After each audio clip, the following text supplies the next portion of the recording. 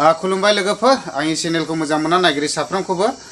दा आं नोंथांमोननि गेजेराव मोनसे भिडिअ लाबोगोन बे भिडिअआनो जादों जाहैबाय नोंथांमोना बयबो नुखाबाय खोनाखाबाय जेथुनाखि ब्रादार देरहासार इस्लारिनि चेनेलावनो नोंथांमोना नुगासिनो दंखायो चिरां डिस्ट्रिक्ट आमगुरि थानानि सिङाव थानाय बेबायदिनो खयलागाव गामिनि सासे फिरफिलि गारि सालायनानै जाग्रा बिथांखौ दे दुथांफोरा इनाय अना गारि बुथारदों दा बिनि सायाव गोख्रोङैनो नायबिजिरजानांगौ आरो बेजों लोगोसे पुलिस प्रशासननि आरो सरकाराबो बिनि सायाव इनिशिएटिभ लानांगौ दा आंबो बेखौनो बुंगोन दा बेफोरबायदि जाथाया मोखाङाव जाबाय थायोब्ला बहुत गिनांगौ लगिया दं दा बेनिखायनो आसा खालामदों पुलिस प्रशासन एबा सरकारा बिनि सायाव थाबैनो एक्शन लानांगौ आरो दायनिगिरिखौ थाबैनो हमनांगौ आरो साजा होनांगौ आरो बेजों लोगोसे जिथुनाखि फिरफिलि गारि सालायनो जाग्रा एबा जेसेबांनाखि जायफोरा बेकवार्ड लामाजों थाबायनांगौ नोंथांमोना बयबो गाव गावखौनो एसे खेल लानानै एसे स्टाडि खालामनानैहाय हान्थि दा बेखौनो आं खावलायनाय थाबाय जाहाथे खैफोदा मोखाङाव जाया दा नोंथांमोना भिडिअखौ नायलांदो बिथांमोननि न'खराव दायो बेसेबां दुखुथिया जानानै दं दुखुनि मोदै बोहैदों नोंथांमोननो आं भिडिअखौ एसे दिन्थिलांनोसै नोंथांमोना नायलांदो आंनि हौवाखौ जाय बुथारदों बेखौ हमफिननांगौ आंनि हौवाखौ जाय मानसिया बिना दरसा बुथारदों बेखौ आंबो लुबैयो आंनि हौवाया मोजाङै मोजां भारा बोनो होननानैसो फैदोंमोन भारा लानानैसो फैदोंमोन बेखौ मानो बेबायदि बुथारनांगौ आंनि हौवाखौ एफा अननायै अमा दाउ बायदि मानो देथारखो बे जाथाया जादों जाहैबाय चिरां डिस्ट्रिक्ट आमगुरि थानानि सिङाव थानाय खलियागाव गामियाव जादों बियो बे गामिनिनो स्थायी बासिन्दा गोदोनिफ्राय बियो बेयावनो जोनोम जानानै बियो गावनि रांखावरि इनकामनि थाखाय सापागुरिनि गोजोनपुरि जायगायाव बियो बेबायदिनो रिक्सा सालायोमोन मोनसे समाव बिनि उनाव दा टट'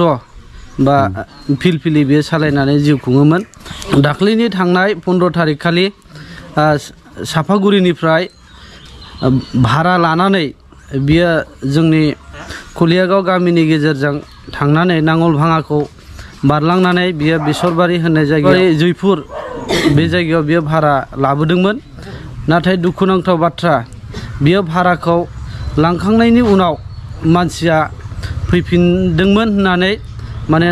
नावघाटनि जाय फैसा लाखिग्रा बे बिथाङा माने खिन्थादों नाथाय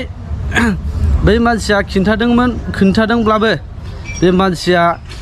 जोबथारनायाव न'सिम सौहैयाखै आरो बेखौ नागिरै सरबकनि मोनसे दैमायावसो माने बेनि गोथै सहखौ मोननानै पुलिसा लाना थांदों बिनि उनावसो माने बेखौ पस्टमर्टम खालामनायनि उनाव दा मानसिखौ बे गोथैखौ नैबे खलियागाव गामि गावनि स्थायी गामियाव लाबोफिननाय जाबाय आरो जाय बिथांमोना बेखौ इनायै बेबायदि बुथारबाय जाय बिथांमोना इनायै बुथारबाय बिसोरखौ जेरैखि जाया आयेननि बेबस्थानि गेजेरजों प्रशासन लोगोसे सरकारा एसे आखायाव लानानै बेखौ गोख्रों राहानि गेजेरजों बिनि जाय दायनिगिरि बिथांमोनखौ नागिरनानै बिनि साजाखौ होनांगौ आयेन मथे माबायदि साजा मोनो बेनि साजाखौ एकदम गोख्रों हिसाबै होनांगौ जों इउनाइटेड ट्राइबेल अर्गानाइजेसन अफ आसामनि जानानै घटनायाथ' जोबोद दुखुनांथाव आरो बे घटनाया माब्रै मा जाखो बिथांमोनानो अलरेडि माबानि प्रेसिडेन्ट फिलफिलि एस'सियेसन प्रेसिडेन्टआ बुंखाबाय बेखौ जोङो खोनानै जोबोद दुखु मोनदों आरो जोङो दा मानसिखौथ' जोङो मोनफिनला खिन्थु दा जोंनि जिनाखि इउनाइटेड ट्राइबेल अर्गानाइजेसन आसाम जोङो बे फिलफिलि संगठनजों आरो लोगोसे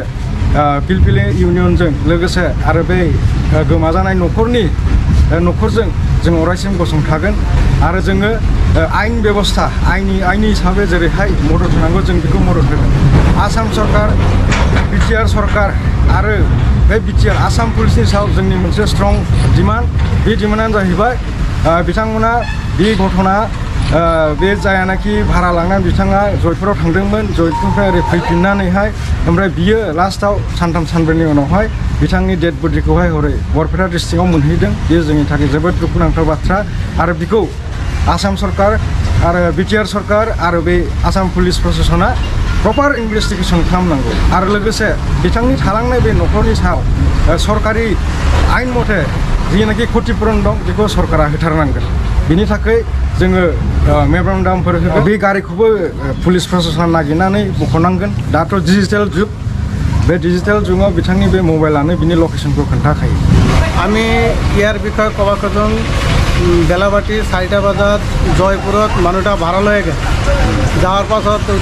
নৌকাটা পার হল নৌকা পার হয়ে আর মানুষটা রিটার্ন হওয়ার পাছতে মাজত তার কাছে মানুষটা নাইকিয়া হয়ে গেল এই কারণে আমি কব বিচাৰিছোঁ যে আমার যারা ইউটিউবারে আছে সিহঁতৰ সহায় আমি বিচাৰিছোঁ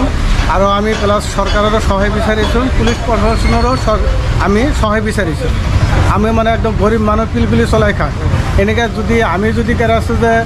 ভাড়া লৈ গেলে যদি আমার এনেকৈ দুর্ভাগ্য হয় তেনেহ'লে আমি কেনেকৈ বাহিৰত ওলাম কেনেকৈ আমি रोजगार কৰি খাম আমিতো গরিব মানুহ আমাৰ তো গাড়ী চলাই খাব লাগে তে এই কাৰণে আমি এইটো ক'ব খুজিছোঁ যে পুলিশ প্ৰশাসন বা আমাৰ চৰকাৰে এইটো অলপ মানে আমাৰ দায়িত্ব নিব লাগে বা এই কামটো আমাক সলভ কৰি দিব লাগে এই কামটো কেনেকৈ হ'ল কেনেকৈ কৰিল কাই কৰিল এইটো তদন্ত মানে আমি পুলিশ প্ৰশাসনৰ আৰু আমি ইউটিউবাৰৰ মানে সহায় মানে বিচাৰিছোঁ